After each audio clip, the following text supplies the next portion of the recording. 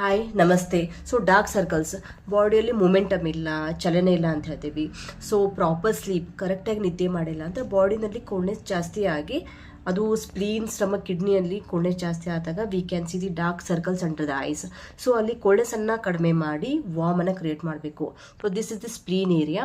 So this is stomach area. So according to the Sujok reflexology ಪ್ರಕಾರ, so ಇಲ್ಲಿ ಪಾಮನ್ನು ನಾವು ಓವರ್ ಆಲ್ ಬಾಡಿ ಅಂತ ನಾವು ರೀಪ್ರೆಸೆಂಟ್ ಮಾಡ್ತೀವಿ. So this is the body front part ಅಂತ ಹೇಳ್ತೀವಿ. So this is the back part. So ಇಲ್ಲಿ ಸ್ಟಮಕ್ ರಿಫ್ಲೆಕ್ಸ್ಗೆ ಒನ್ ಡೇ ಸ್ಕೈ ಬ್ಲೂ ಹಾಕಿ, ನೆಕ್ಸ್ಟ್ ಡೇ ಯೆಲ್ಲೋ ಕಲರನ್ನು ಹಾಕಿ.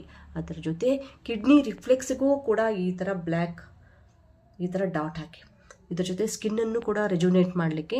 So this is the right hand, little finger second joint ಇದೆಯಲ್ಲ, so that is the skin reflect ಜಾಯಿಂಟ್ಗೆ ಇಲ್ಲಿ purple colour round ಹಾಕಿ. ಇದರಿಂದ ಏನಾಗುತ್ತೆ, skin ಟೋನಿಫಿಕೇಶನ್ ಆಗಲಿಕ್ಕೆ, ಆಮೇಲೆ ಇಲ್ಲಿ ಇಮ್ಯುನಿಟಿ ಲೇಯರ್ ಡೆವಲಪ್ ಆಗಲಿಕ್ಕೆ ನಾನು ಪರ್ಪಲ್ ಕಲರನ್ನು ಯೂಸ್ ಮಾಡ್ತಾ ಇದ್ದೀನಿ. ಸೊ ಇದನ್ನು ಡೇ ಟೈಮಲ್ಲಿ 4 to 5 hours during the sunlight time ಇದನ್ನು ಅಪ್ಲೈ ಮಾಡಿ. ತುಂಬ ಎಫೆಕ್ಟಿವ್ ಆಗಿರುತ್ತೆ. 2 to 3 ವೀಕ್ಸಲ್ಲಿ you can see the changes.